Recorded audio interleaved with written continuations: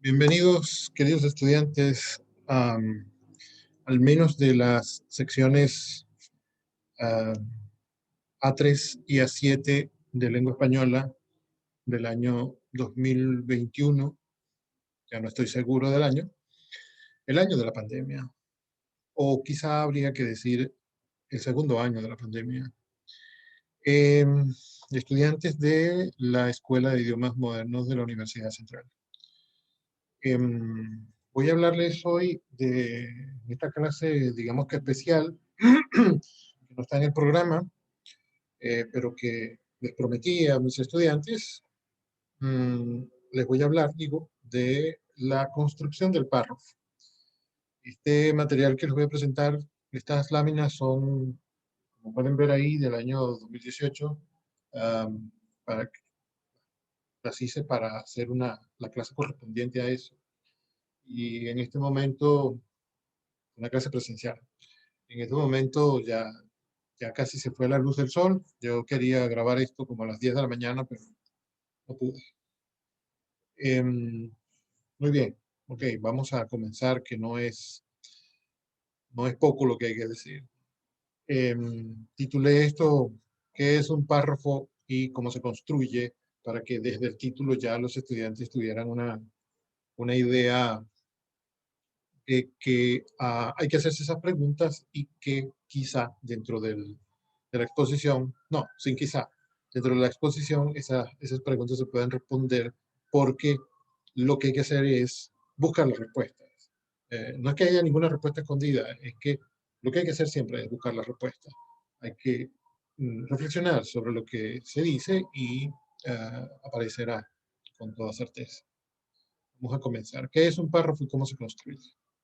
Esta exposición la hice yo en el 2018 para, no, porque me encontré un capítulo de un libro en inglés eh, sobre este asunto y, bueno, hice una especie de resumen y al final eh, hay solamente unas partes de ese capítulo que escogí y dos o tres ejercicios. eh, y después me encontré el libro más actualizado del 2018, porque este es como de 1990 o de antes. Dije 2018 y no, es 2001. La versión más actualizada de este libro es del 2020, del 2001. A ver, eso está en la bibliografía, no hacía falta tanto explicar.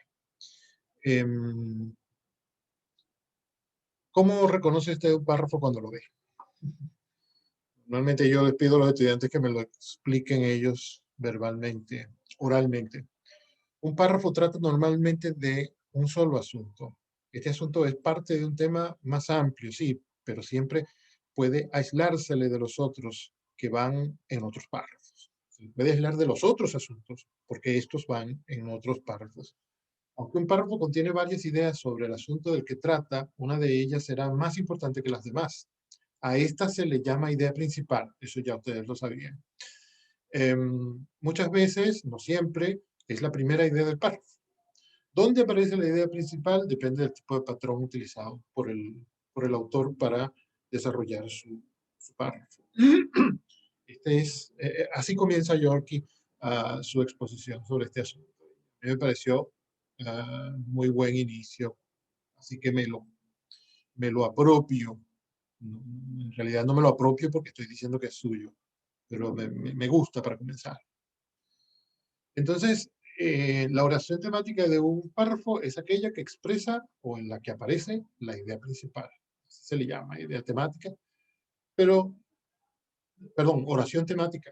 Pero esa es la oración donde está la idea principal. A ustedes deben haberles mencionado mucho la idea principal en toda su educación. Sí, perdón. ¿Existen muchos tipos de párrafo? Sí. Y reconocerlo puede ayudarnos a seguir con comodidad y provecho el recorrido que ha hecho el autor y al cual nos invita.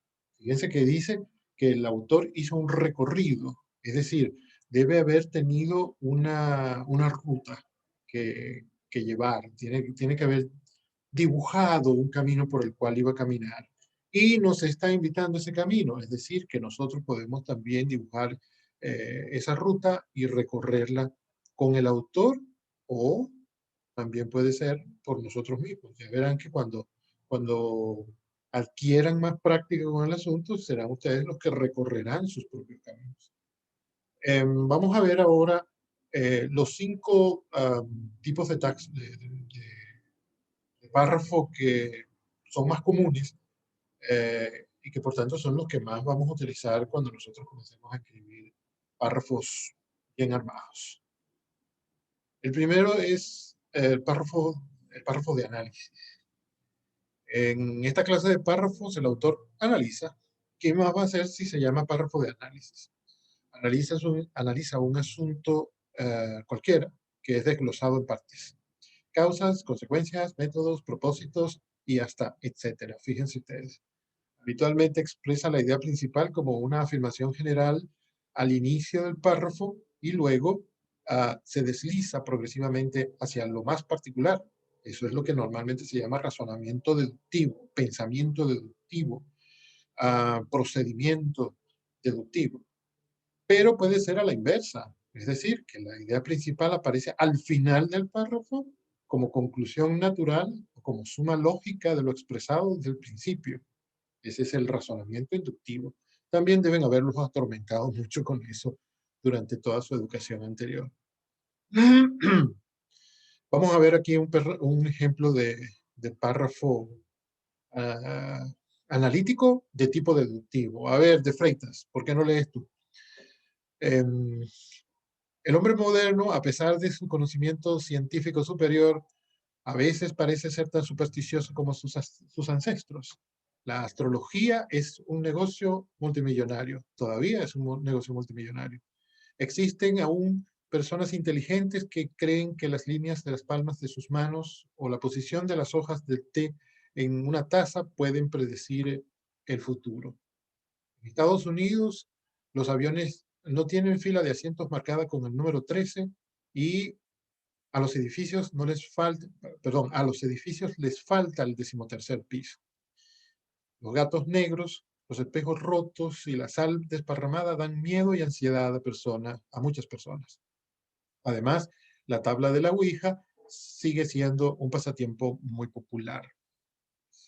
Qué interesante este párrafo, porque es bastante sencillo y dice una cosa así como impresionante, grande, ¿no?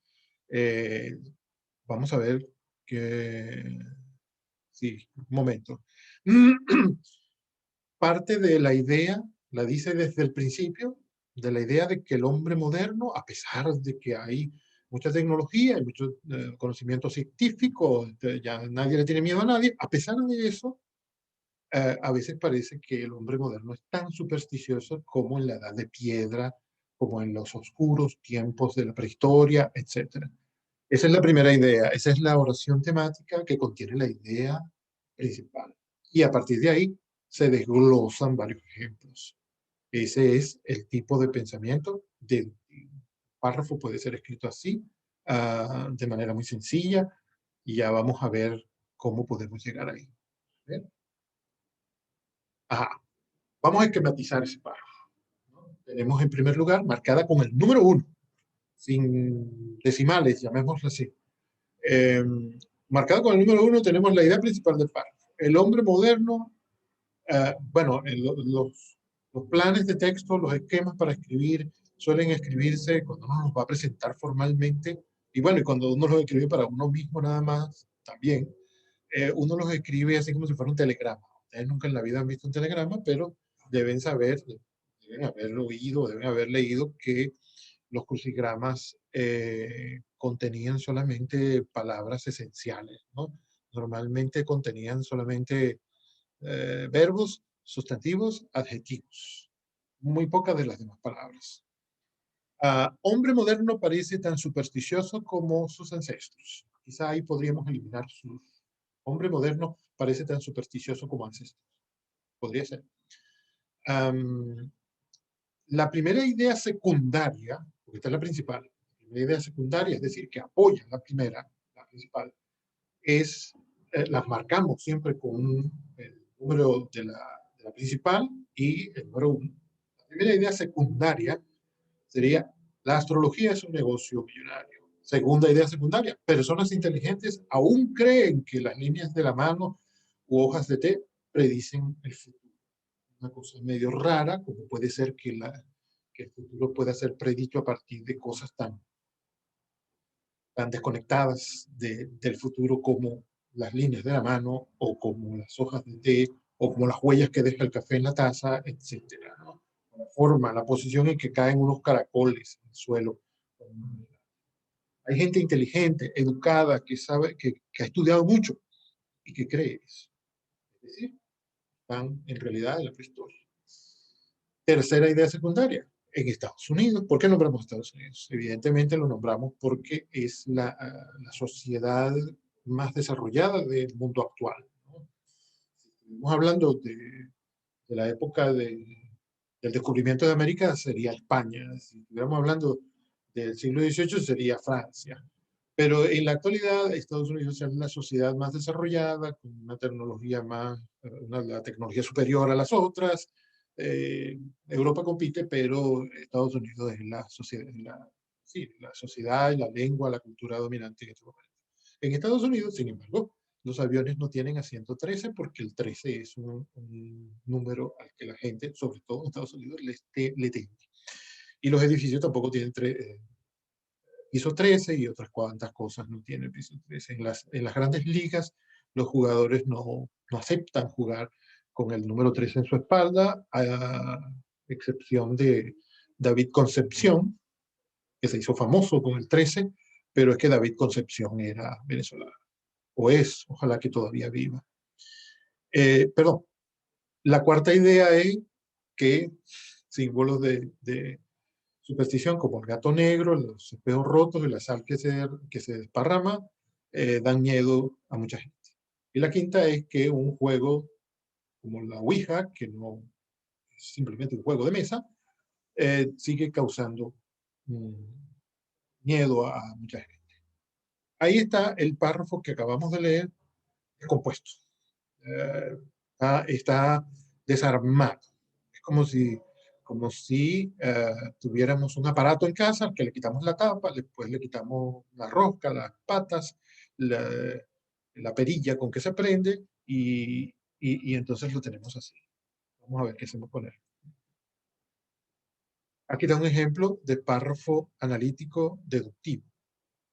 Bueno, yo dije, vamos a ver qué hacemos con él, pero en realidad lo que estamos haciendo con él es descubrir el recorrido que quiso hacer el autor con esas ideas y con nosotros. Ese autor dibujó ese mapa, hizo ese recorrido para mostrarnos su pensamiento, para demostrar su idea de que el hombre moderno, a pesar de tanto conocimiento, tanta ciencia, sigue siendo muy supersticioso, contradice el conocimiento científico. Eso es lo que hemos hecho. Después vamos a ver que eso nos va a servir para que nosotros mismos construyamos nuestros propios párrafos. Aprender así cómo construir los nuestros. Aquí tenemos un ejemplo de párrafo analítico inductivo.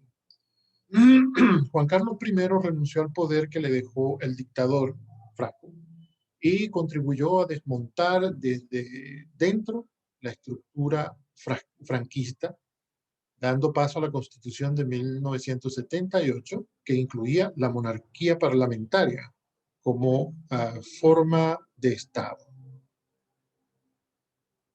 y que fue votada por el pueblo. En España dicen votada por el pueblo. Perdón, que las cosas son votadas, no que se votó por ellas. Más tarde, una noche de febrero de 1982, el rey, hoy abdicado, eligió la democracia frente a los espadones. Ambos hechos le sirvieron para ganarse a los republicanos devenidos en juancarlistas que en monárquicos.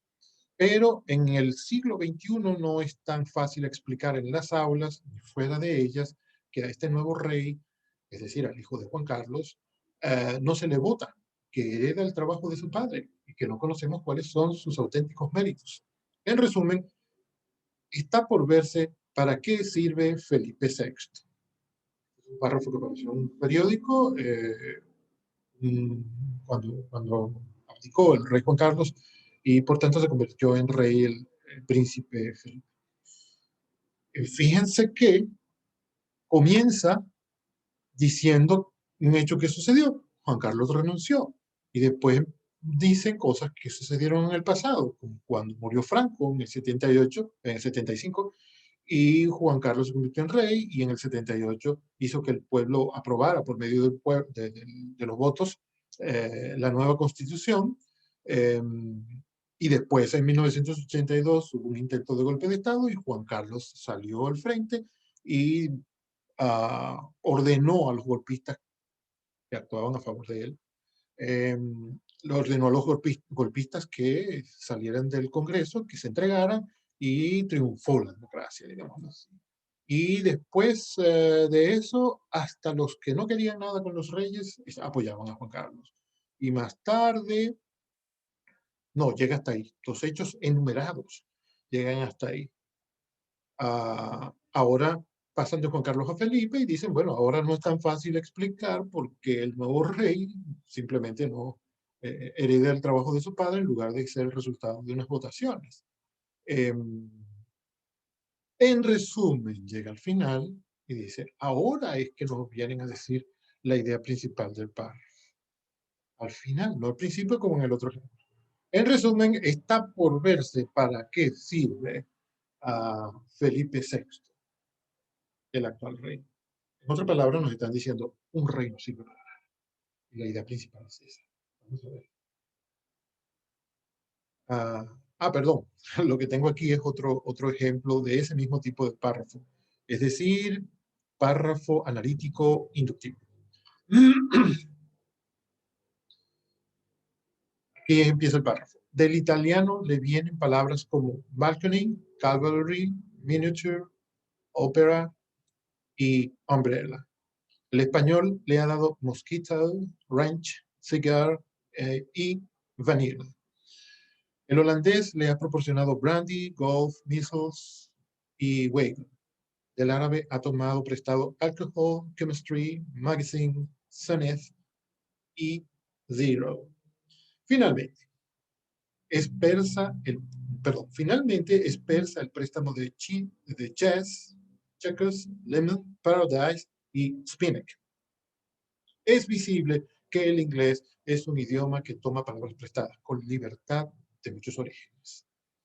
Al final está la idea principal y antes del final, desde el principio hasta ese penúltimo punto y seguido, están los ejemplos que demuestran que es verdad la, la oración temática, idea principal. Sería muy sencillo, más que en el caso del párrafo del rey, sería muy sencillo hacer un esquema en que se mostrara la idea principal y las ideas secundarias, es decir, ideas de apoyo de este párrafo. Inténtenlo. Inténtenlo también con el párrafo del rey Felipe. Bueno, pasamos ahora. Estoy yendo un poco rápido porque son muchas diapositivas, lo descubrí ayer y creo que no debería demorarlos mucho en esto. Aunque bueno, si los demoro, tampoco es que salen perdiendo, más bien salen ganando. El segundo tipo de párrafo es el párrafo descriptivo. Quiero agregar que a pesar de que son muchas diapositivas, como estamos grabando, ustedes pueden volver a ver el video. Bueno, los que tengan la posibilidad de ver muchas veces el video lo pueden volver a ver y también pueden ver el documento de PowerPoint en la pantalla, sin video. Bueno, el párrafo descriptivo, que es el segundo que quiero presentarles, es un tipo de párrafo que describe, que se llamaría descriptivo, sino por eso, porque describe algo. Puede ser una descripción física de una persona, de un lugar, de una escultura, de un objeto, de una piedra, de cualquier cosa. O la descripción de un proceso, una explicación paso a paso de la manera en que se hace algo, lo que sea que represente una descripción. Cuando usted está delante de una descripción, usted dice, el párrafo que contiene esa descripción es un párrafo descriptivo. Vamos a ver un ejemplo de párrafo descriptivo. Esto no es fácil de leer, ¿eh? Este que veis aquí, de rostro aguileño, de cabello castaño, frente lisa y desembarazada, de alegres ojos y de nariz curva, aunque bien proporcionada, las barbas de plata que no ha 20 años que fueron de oro, los bigotes grandes, la boca pequeña, los dientes ni menudos ni crecidos, porque no tiene sino 6, y esos mal acondicionados y peor puestos, porque no tiene correspondencia, o no tienen correspondencia los unos con los otros, el cuerpo entre dos extremos, ni grande ni pequeño, la color viva, antes blanca que morena, algo cargado de espaldas y no muy ligero de pies. Este dijo que es el rostro del autor de la Galatea y de Don Quijote de la Mancha, y del que hizo el viaje del Parnaso a imitación de César Caporal Parusino y otras obras que andan por ahí descarriladas y quizá sin el nombre de su dueño. Llámase comúnmente Miguel de Cervantes. Vamos a dejarlo hasta ahí porque ya, ya han visto ustedes aquí una parte muy representativa de la descripción que quiere hacer el autor, que es Cervantes mismo. Eh, y hace una descripción de sí mismo. Lo que hace es describir. Me gusta este párrafo para este ejemplo porque se concentra únicamente en describir. Ustedes lo terminarán de leer después y observarán que sí que describe. El tercer tipo de párrafo que les traigo hoy es el de comparación y contraste, que hay que poner bastante atención. Ya no me gusta cómo se ve la luz del video, pero pude comenzar antes. En él se compara, en este tipo de en el párrafo de comparación y contraste, se comparan varias cosas. En este tipo de párrafo, por lo general, se presenta la idea principal, las cosas que se desea mostrar como similares o diferentes, en la primera oración. Siempre se hace eso en la primera oración, se muestran las cosas que se quieren comparar. Se quieren comparar porque son similares o porque son diferentes, da lo mismo. Bueno, no da lo mismo, pero es lo que se hace. No importa que sean similares, también se pueden comparar. Y eso aparece en la primera oración. Generalmente. Luego, esa idea es desarrollada en subsecuentes oraciones, a veces con ejemplos. Sin embargo, aquí viene una cita de un autor. El modelo de comparación y contraste parte de una similitud y se centra en las diferencias. Viene de ahí, de partir de una similitud. Y después usted busca en qué se diferencian los objetos, las cosas y las personas y las muestra. Y además, también hay que tener en cuenta que la comparación muestra las semejanzas entre dos cosas, el contraste muestra sus diferencias. También hechos y sensación se pueden explicar mejor expresando sus similitudes y sus diferencias con otros semejantes. Se va a aclarar bastante más tarde. Se va a aclarar bastante, pero más tarde. Es que bastante más tarde. Bueno, aquí hay un ejemplo muy interesante, aunque es bastante largo también. Un ejemplo que me gusta mucho porque es antropológico y poético a la vez. Un párrafo de comparación y contraste, pero que se centra en las semejanzas. Tabaco y azúcar son productos del reino vegetal que se cultivan, se elaboran, se mercan y al final se consumen con gran deleite en bocas humanas. Además, en la producción tabacalera y en la azucarera pueden advertirse los mismos 4 elementos. Vieron que se basa en las semejanzas. Tierra, máquina, trabajo y dinero, cuyas variantes, combinaciones constituyen su historia. Pero desde su germen en la entraña de la tierra hasta su muerte en el consumo humano, tabaco y azúcar se conducen casi siempre de modo antitético, es decir, opuesto el uno al otro. La caña de azúcar y el tabaco son todo contraste. Parecía al principio que iba a hablar de la semejanza, pero ahora dice que todo es contraste. Diríase que una rivalidad los anima y los separa desde las cunas. Una es planta gramínea y otra es planta solanácea. La una brota del retoño, el otro de simiente. Aquella de grandes trozos de tallo con nudos que se enraizan y este de minúsculas semillas que germinan. La una tiene su riqueza en el tallo y no en las hojas que se arrojan. El otro vale por su follaje, no por su tallo, que se desprecia. La caña de azúcar vive en el campo largos años. La mata de tabaco solo breves meses. Aquella busca la luz, este la sombra. Día y noche, sol y luna. Aquella ama la lluvia caída del cielo, este el ardor nacido de la tierra. A los canutos de la caña se les saca el zumo para provecho. A las hojas de tabaco se les seca el jugo. Y ustedes pueden seguir después. Este es un párrafo de Fernando Ortiz, que es un señor curioso, un escritor cubano, un poeta. Mm, a ver, en cuarto lugar tenemos los párrafos de analogía. Giran alrededor de una analogía con el propósito de clarificar un punto particular. Podría no estar expresa la idea principal, pero estará claramente implícita en el uso de la analogía. Podría no estar presente la idea principal, pero está clara. Entre paréntesis, aquí tenemos que aclarar lo que es una analogía. Aquí va. Una analogía es un recurso literario que ayuda a establecer una relación basada en las similitudes entre los dos conceptos o ideas. Mediante su uso podemos transmitir una idea nueva partiendo de otra, ya muy conocida o más comprensible, para lograr su captación.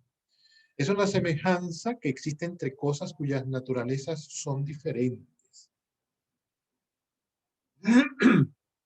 Entonces, cuando dos elementos, asuntos, ideas, experiencias, sean comparados y vinculados a partir de sus características, pueden ser generales o particulares, y tras ello finalmente se identifica que existen características compartidas, se está construyendo una analogía. Es decir, cuando usted explica una cosa con la imagen de otra, para decirlo más sencillo. La analogía, entonces, nos permite realizar argumentos de tipo inductivo, dado que si se establece que dos o más cosas son semejantes en varios aspectos, es probable que se encuentren aún más similitudes entre ellos. Ejemplos de analogía son las parábolas evangélicas y los refranes. ¿Sí? Cuando usted dice, por ejemplo, el que amanece, el que madruga, recoge agua clara, está diciendo, bueno, si usted se apura en hacer algo, no se está refiriendo a que usted tiene que madrugar e ir al río, que en Caracas eso más bien conviene no hacerlo. Está diciendo que usted debe apresurarse a hacer las cosas, ¿no? Usted debe apresurarse a cumplir con su deber y así las cosas le van a salir mejor, que es equivalente a recoger agua clara cuando usted va a recoger agua. Las parábolas evangélicas son ciertamente un género muy rico para entender las cosas, que son muy claras. Cuando Jesús dice, por ejemplo, el reino de Dios es como un hombre que tenía dos hijos y uno de ellos le pidió su herencia y se fue y la despilfarró y después lo perdió todo y regresó. No está diciendo que Dios es un hombre que tiene solamente dos hijos. Está diciendo que sucede eso también con Dios, que es tan bueno con sus hijos que le da todo lo que quieren y ellos van y lo despilfarran y aún así los perdona. Eh, es, una, es una parábola, que en literatura parábola también significa eso, ¿no? Una comparación. No es lenguaje literal, no se dice literalmente ni expresamente la idea, pero queda clarísima. Ejemplo de párrafo de analogía. Aquí tenemos un ejemplo. Okay. La distinción entre las ideas de Newton y de Einstein acerca de la gravitación ha sido ilustrada a veces mediante la imagen de un niño que juega con metras en un terreno baldío. El suelo es desigual, lleno de elevaciones y depresiones. Un observador que mira desde una ventana situada a 10 pisos de altura respecto a la calle no notará estas irregularidades del terreno. Al ver que las metras parecen evitar ciertas partes del suelo y tienden a moverse hacia otras, podría presumir que una fuerza repele las metras de ciertos puntos y las atrae hacia otros. Por otro lado, un observador que se halle en el suelo percibirá instantáneamente que la trayectoria de las metras está regida por la curvatura del campo. En esta analogía, Newton es el observador de la ventana, que se imagina que hay una fuerza en acción. Einstein es el observador al ras del suelo, que no tiene razones para tal suposición. Claro, la ciencia había avanzado tanto en los tiempos de Einstein que ya es como si Einstein se hubiera parado en el suelo donde está el niño jugando con las metras. Se da cuenta de cuál es la razón por la que pasa eso. En los tiempos de Newton eh, no había suficiente información para entender por qué los astros se movían de esta o aquella manera. Entonces, al uh, construir una imagen eh, así como metafórica, no es como metafórica, es metafórica, con la idea, construir una metáfora con la imagen del niño que juega con las metras, estamos explicando un concepto bien complejo como es la gravitación universal mediante algo que conocemos bastante bien, ¿no? Un niño que juega en un jardín con unas metras, que hay alguien que observa desde abajo y uno que observa desde arriba. Eso es la metáfora. Este párrafo es perfectamente um, analógico porque explica esa idea compleja mediante una muy sencilla. Vamos a ver qué más tenemos aquí. El quinto tipo de párrafo, sí, son 5 nada más, 5 los que vamos a presentar hoy, pero hay muchos más. Es el párrafo de definición. ¿Y qué hace un párrafo de definición? A ver, Isabela, ¿qué crees tú? Profe, estos párrafos se proponen definir, explicar, aclarar el significado de algo. Debido a la naturaleza de la definición, esta puede involucrar análisis, comparación o contraste, descripción o incluso analogía. Parece que yo hubiera hecho esto para leerlo todo, ¿no? Que no me gusta hacerlo, pero bueno, parece que sí. Las diapositivas quedaron de manera que es propicio leerlas. A mí lo que me gusta es tener unas palabras ahí que me recuerden lo que debo decir, pero esta me salió así. No creo que esté mal. Entonces, ¿qué hacen los párrafos de definición? Definir, pero también pueden explicar, aclarar, etc. Ahí lo tienen, lo pueden volver a ver. Aquí tenemos un párrafo de definición. Vamos a definir lo que es el romanticismo. Esto es una definición de enciclopedia, una enciclopedia que había en mi casa cuando yo era pequeño. Todavía está.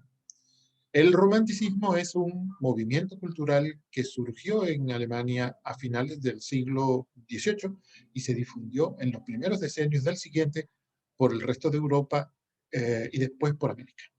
La palabra romantic, de la que derivó el término romanticismo, inspirada en la española romance, se usaba ya en Inglaterra durante el siglo XVII para indicar cosa de romance, esto es, fuera de la realidad. Con el tiempo se fue acentuando cada vez más en la palabra el significado de pintoresco, que se extendió en una segunda fase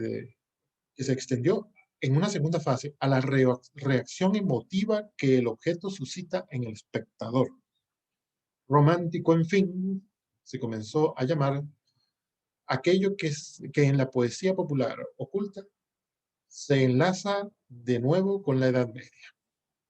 Fíjense que en este párrafo, que es de tipo definitorio, ¿será? Este párrafo que lo estamos presentando como ejemplo de definición, es uno de aquellos que al principio llamábamos deductivo, ya no recuerdo. El que tiene inductivo, el que tiene la idea principal al final. Porque fíjense que al final dice, romántico, en fin, comenzó a llamarse aquello que tal y cual. ¿no? Después de haber explicado cómo fue que apareció la palabra, después de haber dicho todos el recorrido de la palabra, es que nos dicen que el romántico es esto, que necesita una emoción y que también se enlaza con la Edad Media, porque es algo nebuloso, así, muy bonito. En realidad el romanticismo no se caracteriza por ser precisamente bonito. Claro que lo es, pero lo importante no es que es bonito. Hay que revisar eso, porque la gente tiene en la cabeza la idea de que lo romántico es bonito, ¿no? Que ese es emocional, ¿no? Impetuoso. Es una palabra mucho mejor para definir lo que es romántico. ¿Cómo se construye un párrafo? Ahora llegamos a donde necesitábamos llegar, ¿no? Todo eso que esos autores hicieron con estas ideas, ¿no? Que las organizaron de esta o de aquella manera. A ver, ¿cómo lo hicieron? Para ver si nosotros también podemos hacer eso. Ya al principio pusimos un ejemplo de cómo se hace.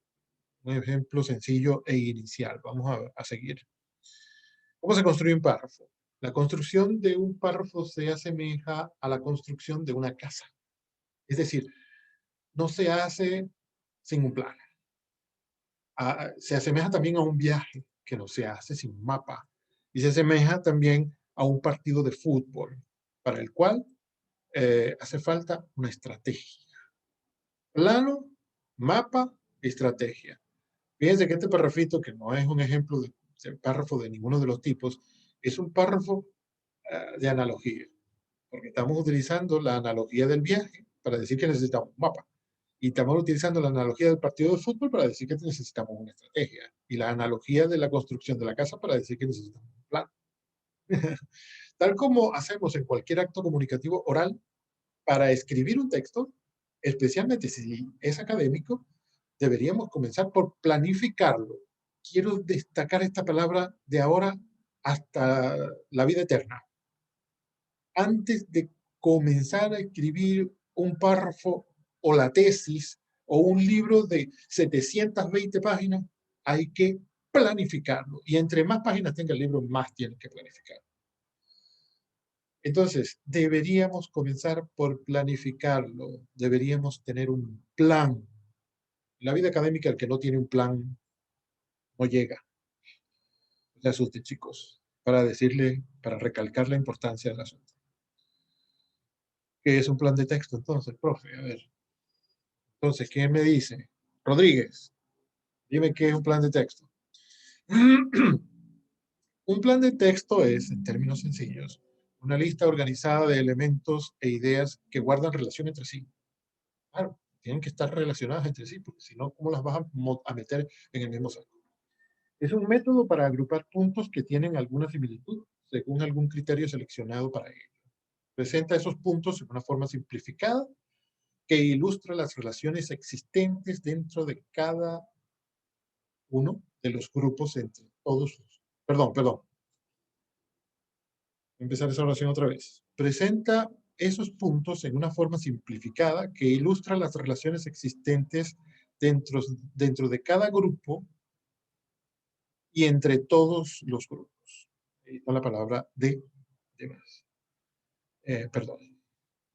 Entonces, lo que muestra a primera vista y después cuando uno profundiza, lo que muestra un plan de texto es las relaciones que hay entre los puntos, las relaciones que hay entre las ideas que van a ir en el párrafo, o que ya están en el párrafo, cuando se trata de un párrafo que está escrito y uno está tratando de hacer, de figurarse como su esqueleto. Eh, muestra las ideas que hay entre las ideas, perdón, las relaciones que hay entre las ideas, muestra las relaciones que hay entre este párrafo y el otro, entre esta oración y la otra, eh, entre este grupo de ideas y aquel otro. Bueno, ahí lo dice, no sé para qué lo estoy repitiendo. ¿Qué orden podemos darles a estos nombres? Aquí vienen los ejemplos. Aquí vienen los ejemplos. ¿Qué orden podemos darles a estos nombres? Este grupo, como dice la lámina anterior, este grupo de nombres. Creo que los tengo que leer. María, Isabel, Juan, Guillermo, Lorena, Isabel, Esteban, Diego, Antonio, Sebastián, Ricardo, Mónica, Juana, Antonio, Virginia, Lucía, Antonio, Servida Antonio. Mónica, también se repite Mónica. Lorena, Andrés, Leonardo, también se repite Leonardo, no sé. Miriam, Mariana, Juan. Se repite Juan. Son cosas que uno ve inmediatamente cuando lee el texto o cuando lo mira así, sin hacer esfuerzo por leerlo. Una cosa que parece obvia es que se repiten algunos nombres, ¿no? No sé qué otra cosa notarán ustedes a simple vista. Díganme. A ver, de Abreu, ¿qué te llama la atención aquí? Am, mira, pues esto es una clasificación inicial que podemos hacer. Hay nombres de varón y hay nombres de mujer. Entre los de varón están Juan, Guillermo, Esteban, Diego, Antonio, Sebastián, Ricardo, Andrés, Leonardo y Vicente. ¿Vicente estaba en la anterior? Creo que no. Ay, se me escapó Vicente. Em, Hay nombres de mujer que son María, Isabel, Juana, Virginia, Lucía, Lorena, Mónica, Mariana, Miriam y Cecilia. Cecilia tampoco estaba en la anterior. Ya recuerdo lo que pasó. Aquí no está Cecilia. Muy bien. Eso es una cosa sencilla que podemos hacer inicialmente, ¿no? También podíamos haber visto, pudimos ver antes que se repetían algunos. Mira, y aquí no los tenemos repetidos. Un signo de organización. Es decir, ya la persona que hizo esta clasificación se dijo, ¿para qué los voy a repetir? Si yo pongo Juan, bueno, quizás si necesite mostrar que Juan se repetía, puedo poner un 2 entre paréntesis, un 3, para significar que se repitió 3 veces, que está 3 veces en el texto. Isabel también estaba 2 veces, puedo poner un 2 entre paréntesis.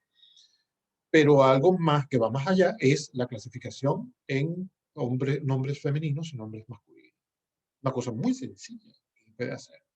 Si comenzamos a planificar qué hacer con eso, ese párrafo que está lleno solamente de nombres de gente. Mira, una cosa que podemos hacer es esta. A ver, ¿quién adivina cuál es el nuevo orden? ¿Qué diferencia hay entre esto y esto? ¿Cuál es el orden que eligió el que hizo las diapositivas que fui yo? ¿A quién vamos a poner en esto? Eh, Barradas. ¿Qué ve usted ahí? Muy bien, sí, exactamente, que están en orden alfabético. Están en orden alfabético los de varón y están en orden alfabético los de mujer. Cecilia, que estaba de última, ahora está de primera. Vicente estaba de último y sigue de último.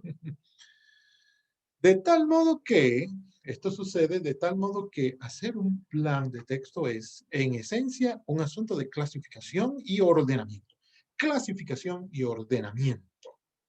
Usted lo que hace en general es, en esencia, clasificar y ordenar la información. Que ojalá que ordenáramos siempre la información, que bien nos iría. Seguramente nos iría mejor de cómo nos va. Se necesita entender en qué forma están relacionados entre sí, clasificando y ordenando, uno puede entender eso. Se necesita entender en qué forma están relacionados entre sí los objetos, hechos o ideas. ¿Para qué sirve un plan de texto, profe? No sé si hace falta que les diga que un plan de texto sirve para leer y para escribir, que son dos de las tres cosas que uno viene a hacer a la universidad. Uno viene a tres cosas: a leer, escribir y a pensar. O bueno, puede ser pensar, leer y escribir. O puede ser escribir, pensar y leer.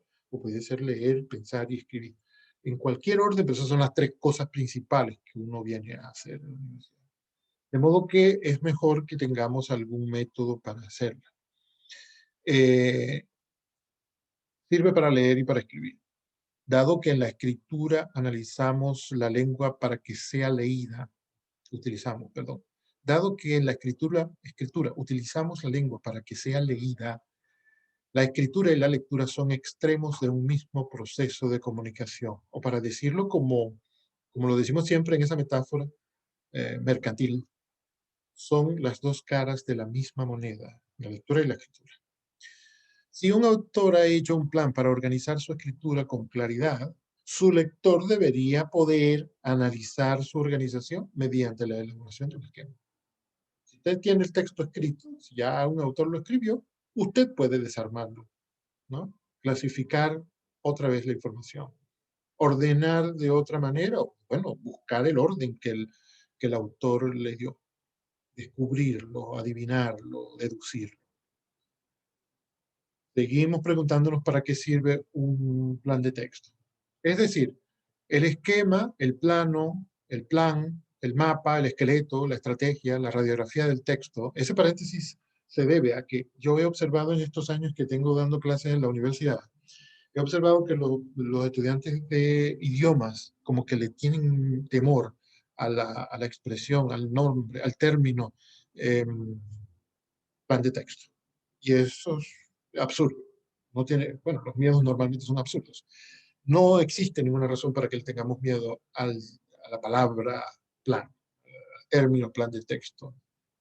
Y una razón principal por la que no tiene sentido que le tengamos miedo es que un plan de texto no hace otra cosa que ayudarnos a escribir, guiarnos en la escritura. Como cuando uno tiene un mapa, uno no le tiene miedo al mapa, uno lo que hace con el mapa es servirse de él, el mapa le ayuda a llegar a algún lugar, nos sirve para algo. Cuando uno tiene un plano, cuando está construyendo una casa, bueno, así, uno llega el tercer día de la construcción y dice, a ver, ¿qué toca construir hoy? Le vamos a ver el mapa. Perdón, vamos a ver el plano. Y el plano dice qué es lo que toca construir ese día. Entonces, cuando uno tiene un plan de texto, lo que debería hacer es quererlo mucho, porque el plan no es otra cosa que ayudarlo a uno a escribir, ¿no? Y también lo ayuda a leer y también lo ayuda a entender. Entonces, el esquema, mejor dicho, el plan, el plano, el mapa, el esqueleto, la estrategia, la radiografía del texto, son metáforas para hablar del plan. Es útil para organizar la escritura, pero también lo es para descubrir la organización de lo escrito. El autor pone carne sobre el esqueleto de su esquema, el lector retira la carne para encontrar el esqueleto que subyace. Yo recomendaría que cuando esto termine, cuando terminen de ver el video o de ver la presentación en PowerPoint, vuelvan a esta lámina y examinen bien este párrafito y reflexionen. Vamos a ver otro ejemplo. Supongamos que su profesor de lengua española le asigna presentar una redacción sobre el tráfico en la ciudad de Caracas. Yo he presentado esto en Lima, entonces ahí dice Lima. Pensando en el asunto, usted se da cuenta de que el problema tiene tres causas principales. Entonces, garabatea un primer borrador de esquema. O sea, un borrador de borrador.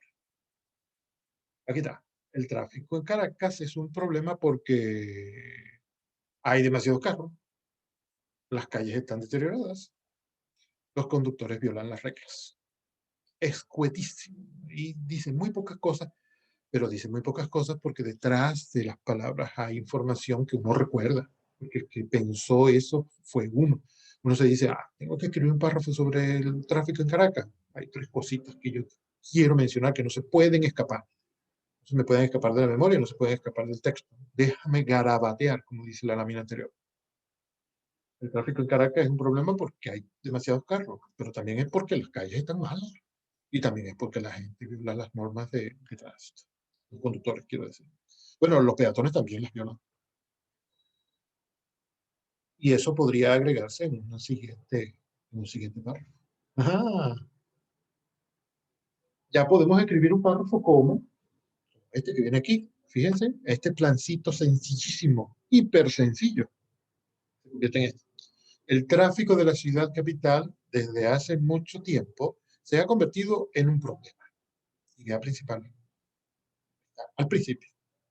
De este tipo de párrafo que tiene la idea principal al principio. El tráfico de Caracas es un problema desde hace tiempo. Existen tres razones principales para ello. Oye, mira, lo que estaba pensando el lector, que le debían decir ahora, las razones. En primer lugar, la primera razón, el número de automóviles se ha duplicado en los últimos 10 años. ¿De dónde habrá sacado este señor esa información? Se ha duplicado en los últimos 10 años con el resultado de que en el presente existen más vehículos que vías para que circulen. Es una exageración.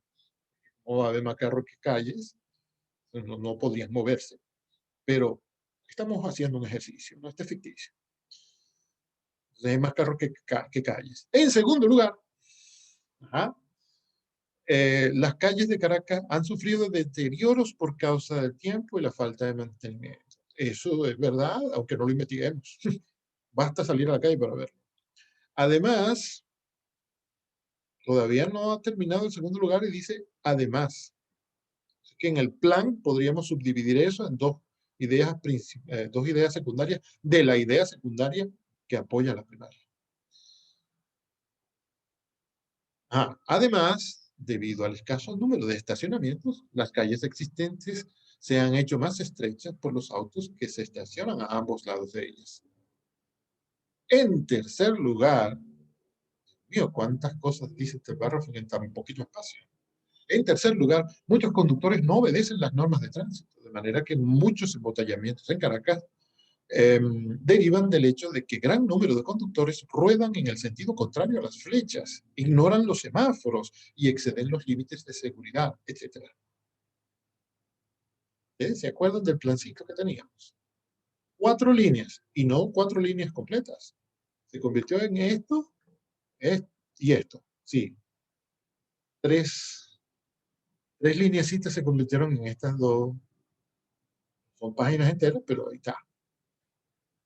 El plan de texto sería, bueno, esto es como una reproducción del anterior, un poco ya más elaborado. Hemos reflexionado más. Problema de tráfico, 3 causas. Muchos carros, calles en mal estado, conductores infractores. No es que está un poquito más elaborado, está igual. Lo que pasa es que el que teníamos antes del texto, este, es el que escribió o el que se garabateó en una hojita vieja y rota el autor que iba a escribir este párrafo. Y este que tenemos aquí ahora es el que hace el lector una vez que lee. Se parecen bastante, porque pues, ¿cómo no se van a parecer si tienen las mismas ideas? Una idea principal, el tráfico en Caracas es un problema porque... Y 3 ideas secundarias que apoyan en la principal. Un párrafo, una idea principal, problema del tráfico, 3 causas. Y 3 ideas secundarias que apoyan el principal. Esa es la estructura del párrafo. En otras palabras, un plan de texto tiene dos fines posibles. Primero, en la escritura, organizar y presentar las ideas de manera efectiva. Y efectiva significa, de manera efectiva significa que se entienda lo que dice. Y en segundo lugar, en la escritura, analizar la organización y relación entre las ideas. El autor hace su plan y el lector lo adivina, deduce la estructura. Y eso significa, eso redunda en una mejor comprensión del texto para el lector, porque para el autor redunda en una mejor redacción. Y cuando usted se convierte en redactor, pues entonces se beneficia de la práctica de ser un plan. Ay, a mí ya me arde la garganta, porque no le pedimos, por ejemplo, no me viene ninguno de sus nombres. Sigo leyendo yo. Normalmente un plan de texto adquiere una de dos formas, según el propósito y el tema. Primero, primera forma que puede adquirir es el plan de texto temático, o sea, por tema. Y segundo, el plan de texto sintáctico, es decir, por oraciones. Los dos tienen similitudes y cualidades que debemos conocer y utilizarlas conscientemente. El plan de texto temático, primero, tiene como fin organizar de manera general, sin muchos detalles. Sí hay algunos detallitos, pero no todos. Si va a poner todos los detalles en el plan, bueno, ya ahí va a salir el texto. Eso no es la idea y no se puede hacer así. No estoy diciendo que no se pueda porque que está prohibido. No, es que no vamos a poder. Uno anota las ideas que uno va a poner en el plan de texto, perdón, que va a poner en el texto y las anota de manera sencilla, de manera que no olvidemos lo que vamos a hacer. Pero sobre todo para dar estructura, para que todo esté jerarquizado, cada cosa en su lugar, que lo que se opone a otro, la idea que se opone a otra, que esté en un lugar donde signifique que está eh, oponiéndose. La idea más importante que esté en el lugar que indica que es la más importante que otra. La que va primero y la que va después. Lo que se dice al principio, lo que se dice a mitad y lo que se dice después. Es decir, introducción, desarrollo y conclusión. Plan no es para anotar todos los detalles. detalles los va poniendo uno cuando va escribiendo guiado por el plan. Entonces, el plan de texto temático tiene como fin organizar de manera general las partes en que está dividido un asunto. Aquí vemos un plan de texto, esto es lo que viene, aquí vemos un plan de texto temático al lado de una simple lista de obras de Andrés Eloy Blanco. Vamos a ver. Tendría que haber dicho al revés, ¿no? Aquí están las obras de Andrés Eloy Blanco a la izquierda, Aeroplana Clueca, El Cristo de las Violetas, La Gloria de Mamporal, Abigail, eh, Palabreo de la Loca Luz Caraballo, etc. Y eso no tiene orden. Uno solamente sabe que son obras literarias. Parece el título. Si no sabe, si no hay el título, obras de Andrés Eloy Blanco, uno quizá no sepa que son obras de él. Pero sí tienen la apariencia de títulos, ¿no? Podrían ser títulos de películas, títulos de libros, pero uno no sabe a ciencia cierta. Nos aclaran que son obras de Andrés Eloy y entonces uno dice, ah, bueno, ahí yo reconozco unas, vamos a pasar por la columna de la derecha, ahí yo reconozco unas que son de poesía. ¿Sí? Algunas obras son poéticas, como La Casa de Abel y La Hilandera. Yo me sé La Hilandera de memoria. Ajá. Yo recitaba en la escuela cuando era pequeño. Cualquiera puede decir así. No es que yo me sepa ese poema de memoria, si no sé, sino que alguien puede estar diciendo. Luego vienen las obras narrativas, es decir, las que cuentan una historia, no que son poemas, sino que son una narración, un relato. Yo me acuerdo, sí, la Aeroplana Clueca es un libro de cuentos, me acuerdo.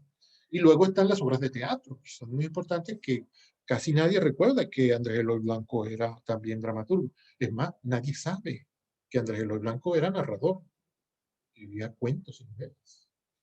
Todo el mundo lo conoce como poeta nada más, y no. Nadie sabe que Andrés Eloy Blanco era ensayista también. Y nadie sabe que Andrés Eloy Blanco era un legislador muy consciente. Bueno, aquí no está nada de eso porque estamos en... Esta lista se circunscribe a obras literarias. En teatro tenemos Abigail, El Cristo de las Violetas y El Club de las Mil y Una Noches, que es una obra patriótica y divertida. Aquí están organizadas estas obras, están clasificadas y ordenadas, como habíamos dicho antes. Un ejercicio de clasificación y ordenación. Bueno, antes a la izquierda un desorden o simplemente una enumeración y a la derecha tenemos un plan temático, clasifica los elementos por tema y podemos escribir con ese esqueleto, ¿no? El tema primero es la poesía, el segundo es la narrativa y el tercero es el teatro. Cuando vamos mencionando en el texto que vamos a escribir, iremos diciendo alguna cosa de cada una de las obras. Una cosa que se puede decir es, por ejemplo, el año en que fueron publicados los libros. Una cosa que podemos decir, por ejemplo, es que se proponía el autor con eso. No sé, La Hilandera, que es un poema, solamente no es un libro de poemas, como La Casa de Abel, eh, habla del amor, el tema. El Palabreo de la Loca Luz Caraballo habla del amor, de la locura, de la muerte, de los hijos, ¿no? De las injusticias, de la guerra. Eh, Luego pasamos a otro párrafo, puede ser un solo párrafo donde toquemos estos tres puntos, pero creo que sería mejor tres párrafos. Miren, sin darnos cuenta ya estamos construyendo más de un párrafo, que es lo que nos proponíamos. Pasamos a ese segundo párrafo que se trataría del tema de la narrativa de Andrés Eloy Blanco y decimos, por ejemplo, que la Aeroplana Clueca es ya un libro de cuentos, que es algo que no se sabe que existe.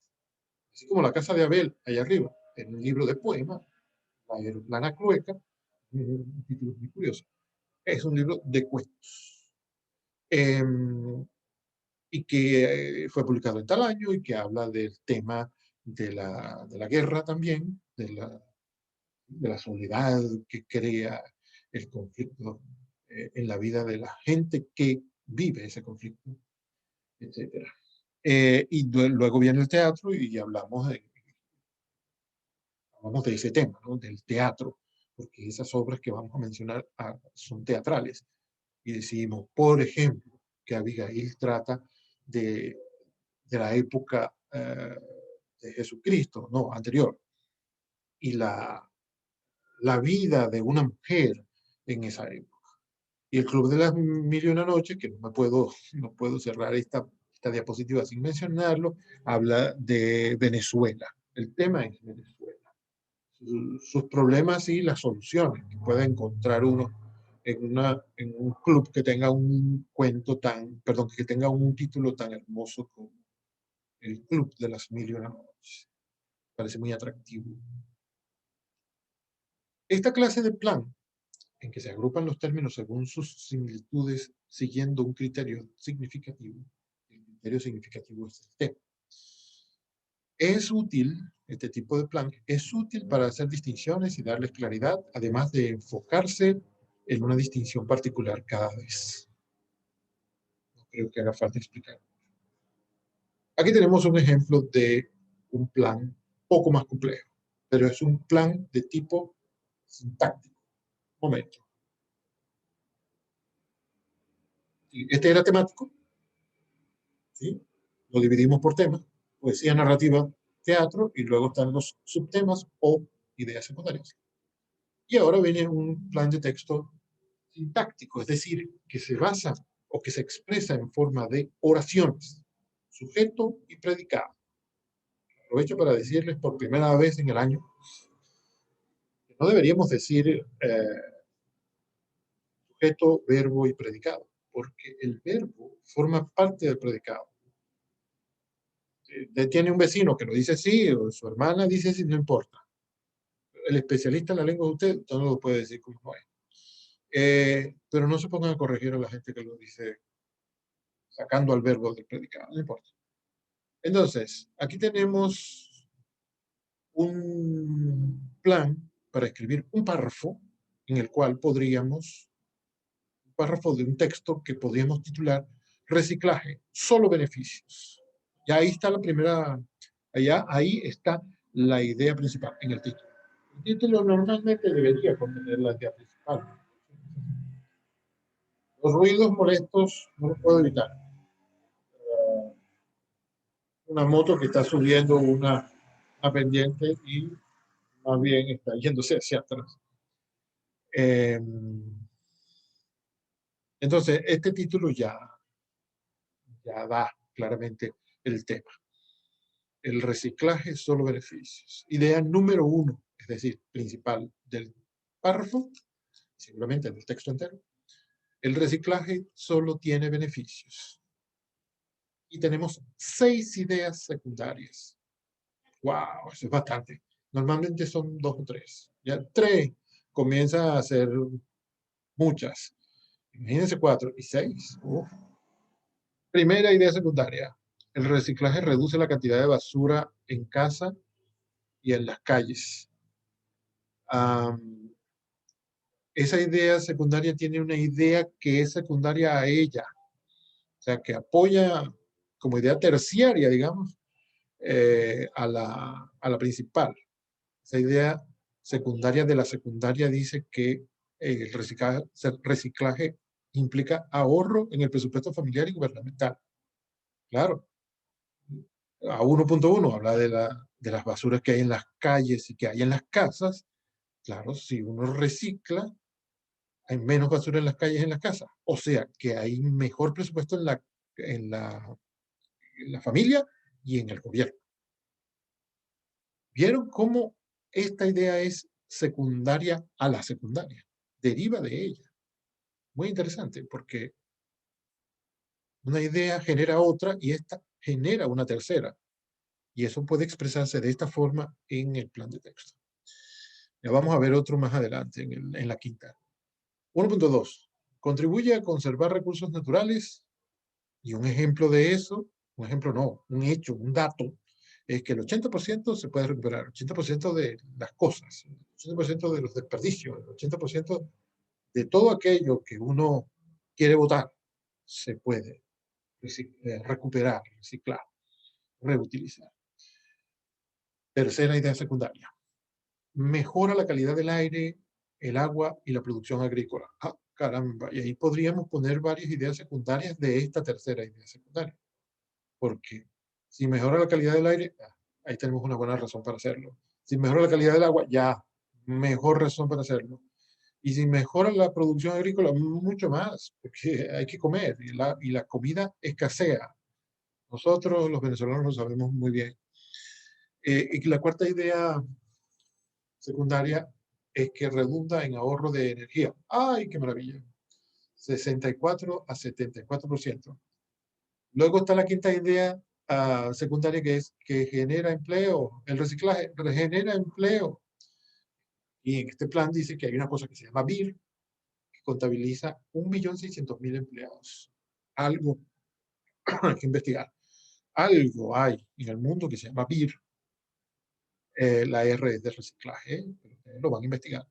BIR tiene 1.600.000 empleados. Es decir, el reciclaje es tremendo negocio. Otro beneficio. Y al final, en suma,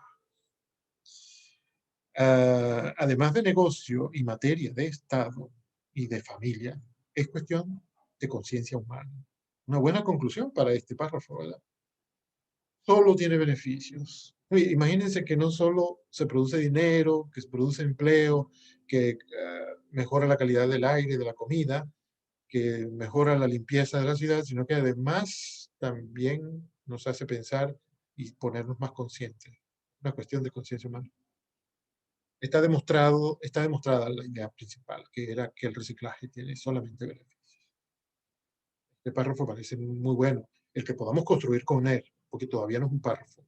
Fíjense que en el foro les pedí, en primer lugar, que dieran ideas para, eh, para hacer un plan. No les dije que escribieran, les dije que dieran ideas iniciales para hacer un plan. Las cosas que a uno se le ocurran.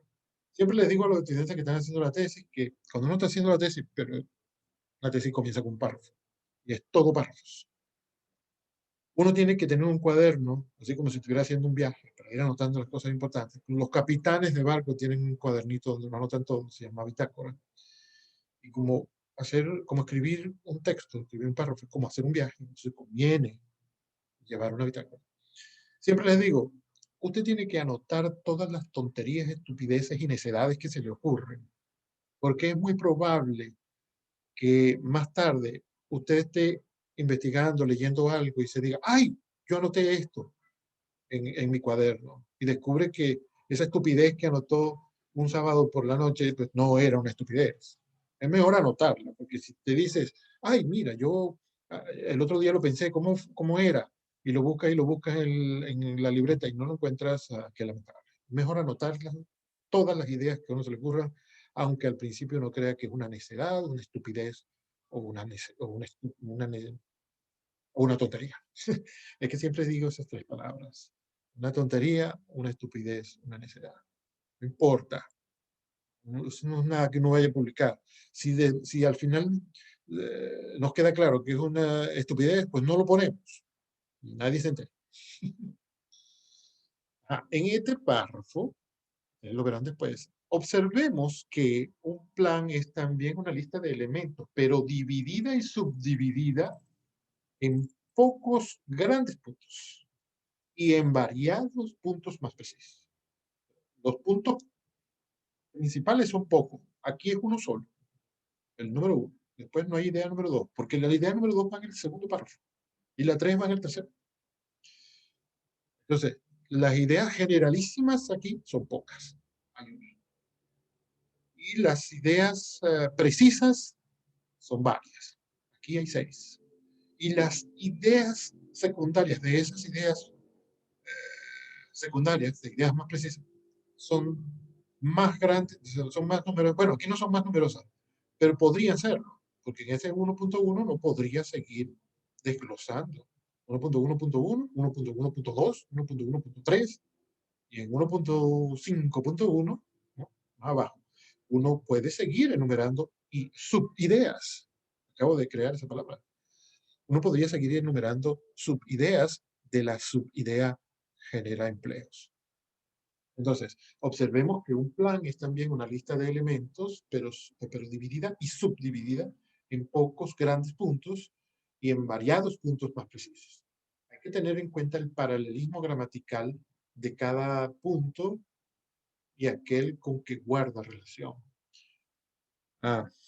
Digo esto último por un ejemplo de plan que eliminé recientemente, que era muy complejo y me iba a tardar muchísimo explicándolo. Pero fíjense que aquí, con este ejemplo podemos hablar de eso. Hay que conservar el paralelismo, dice aquí, paralelismo gramatical. Y esto significa que las oraciones deberían ser oraciones, ¿ya? Haciendo que sean oraciones con sujeto y predicado, ya estamos haciéndolo con bastante paralelismo. Fíjense que aquí cada uno de los puntos secundarios del párrafo comienza con un verbo conjugado en tercera persona singular del presente indicativo. Reduce, contribuye, mejora, redunda, genera, es paralelo. Los 6 verbos están, e incluso el verbo implicar, que está conjugado en 1.1.1, también está en tercera persona singular del presente indicativo. Y también el 1.5.1 está conjugado así. Es decir, tenemos aquí 8 verbos con los cuales comienza la expresión de cada una de las ideas secundarias y las que son secundarias a estas, y están todos paralelamente escritos o expresados en eh, tercera persona singular del presente indicativo. Hay que cuidar que se haga eso. Conservar el paralelismo gramatical, por lo menos. Expresar cada una de las cosas, hasta donde sea posible, porque debe haber algunas ocasiones en que no lo sea, expresar las ideas más o menos en la misma forma para que nuestro texto tenga solidez. Eso le da coherencia y cohesión a nuestro texto. Y si es coherente y es cohesivo, sobre todo si es cohesivo, y ya recibirán clases sobre la coherencia y la cohesión, si el texto es coherente y cohesivo, tiene futuro, tiene posibilidades de convencer a los lectores acerca de las cosas que se expresen ahí.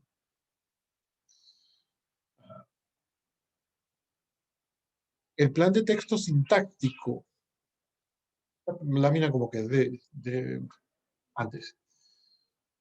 La forma de un plan de texto sintáctico es la misma que la de un plan temático. Se utiliza el mismo sistema de márgenes, la misma jerarquización y las mismas letras, pero la diferencia está en que la idea es expresada y puntuada como una oración. Es decir, ustedes recuerdan el plan de texto sobre Andrés Eloy Blanco. No decía oraciones, decía solamente géneros y títulos de obras. Y en el plan sobre el reciclaje decía oraciones. Reciclaje genera empleo. Ahí tenemos un sujeto y un predicado, una oración. Pero en general se usa la puntuación, se usa la acentuación, todo como se usa en el plan sintáctico. Los dos se usan los signos de puntuación, todas esas cosas gramaticales igual. Un plan de texto sintáctico es, por lo general, más detallado e indica con mayor claridad la estructura y la organización. Para lograr esto, las oraciones deben ser breves e ir directo. Por eso les mencionaba al principio eh, los telegramas, ¿no? Un telegrama era antes, todavía se puede mencionar, no han pasado 300 años del último telegrama. Un telegrama era el ejemplo máximo de la brevedad. Un ejercicio intelectual escribir un telegrama. ¿Cómo escribir la mayor información posible en el menor número de palabras posible? Y uno trata de hacer eso en un plan de texto sintáctico y temático de los dos tipos. Hay que comprimir la información bastante para que luego cuando uno está escribiendo el texto, esas poquitas palabras que ha usado en la planificación le sirvan para decir muchas cosas. Okay. Aquí tenemos el último ejemplo, me parece. de plan sintáctico ya bastante elaborado, ¿no? Es un plan sobre el olvido. Esto parece haber sido escrito por un psicólogo. Sí. No recuerdo de dónde lo saqué. E incluso esto es una imagen, no es texto. Es una foto que no puedo modificar. Aunque está escrito en la letra que está escrito todo, ¿no? Pero no puedo modificarla. Voy a tener que transcribirla para usarla por partes. Bueno, fíjense que aquí, para decirlo rápido, con esto podemos escribir dos párrafos, porque fíjense que hay uno en números romanos y dos. Ya ahí tenemos dos párrafos, porque son dos ideas principales. En un párrafo debería haber una idea principal y las secundarias.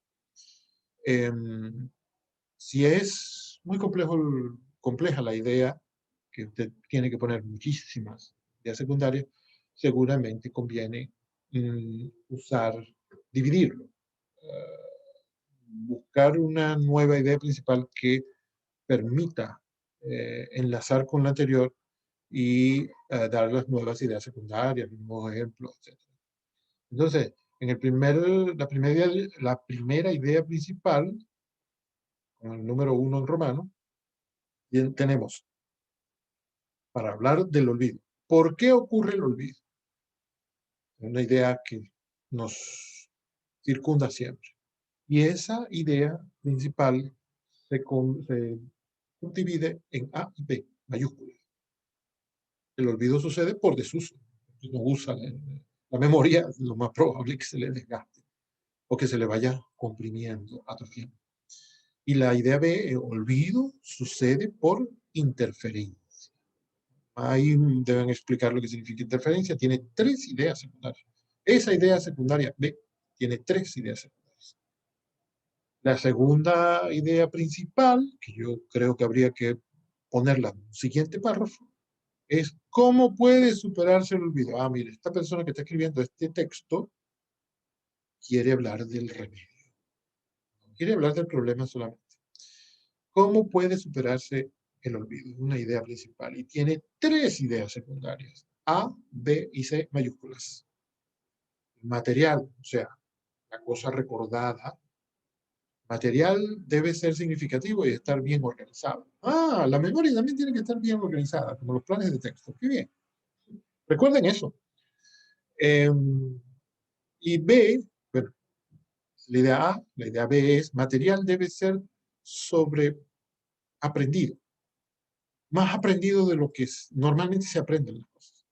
Y C, material debe ser sistemáticamente revisado. Ah, usted tiene que volver con frecuencia a cierto tiempo a sus recuerdos. Es decir, cuando usted se acuerda de su abuela, no vaya a decir, ah, sí, ya yo sé toda la historia de mi abuela, no vamos a hablar de otra cosa. No hay por qué hacer eso. Puede volver a recordar a su abuela, acordarse de las cosas que le decía, las cosas que le enseñó, de dónde nació y todas esas cosas. Usted empieza a negarse a recordar cosas, lo más probable es que se le vayan olvidando y luego cuando lo necesite, entonces no lo recuerda. Esto que estoy diciendo no debe ser muy científico, pero puede deducir a partir de lo que dice ahí, ¿no? El material debe ser sistemáticamente revisado. Claro, si usted no se esfuerza por recordar las cosas que le interesan, pues se va a ir olvidando. No se esfuerza por revisarlo, por volver a ellos. Y todas las tres ideas secundarias de esta segunda idea, de este segundo párrafo, tienen sus ideas secundarias. Bueno, la C no la tiene, pero no hace falta, porque C es una idea secundaria ya. Lo que no puede haber en una planificación es una idea principal que no tenga idea secundaria. Tiene que haber al menos una. Usted no puede construir un párrafo solamente con la idea principal. ¿Qué va a decir de eso? Simplemente va a decir la idea principal y punto y aparte y se va para otro párrafo. Eso no está muy bien. Eso no es redactivamente correcto, se dirá así. No es que es correcto o incorrecto, es que no conviene porque en realidad no está demostrándole al lector por qué debe él creer lo que usted le está diciendo. Mientras que si usted dice, por ejemplo, el reciclaje solo tiene beneficios y después dice, Ah, porque es que las calles van a estar más limpias y que usted va a tener menos basura en su casa y que el presupuesto de la familia y de la alcaldía va a alcanzar para hacer más cosas y que, bueno, que se genera empleo. Le dice esas cosas, el lector dirá, ah, caramba, pero mira, hay buenas razones.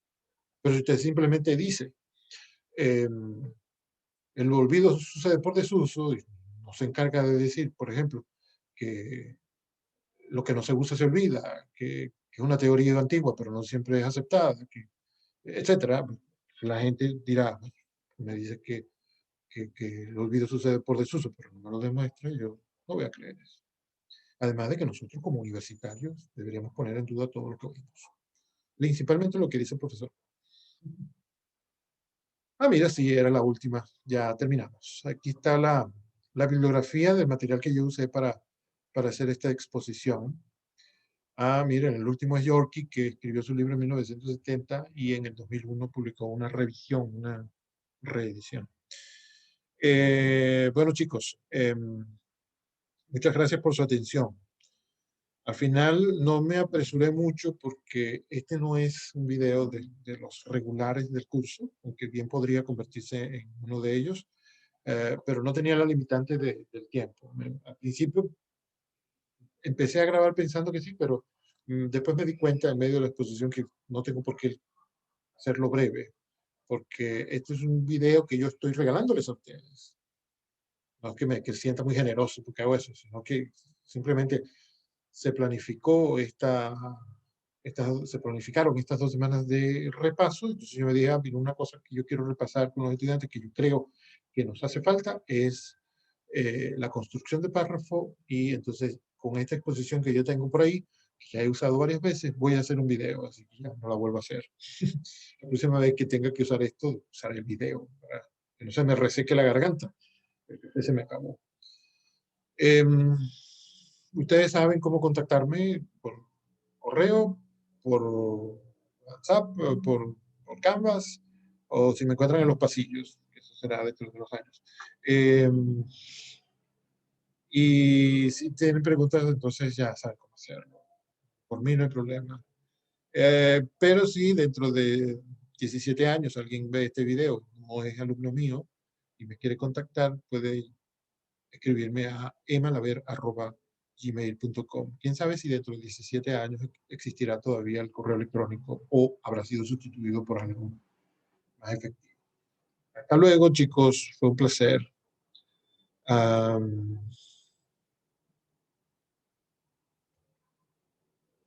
Tengo esto.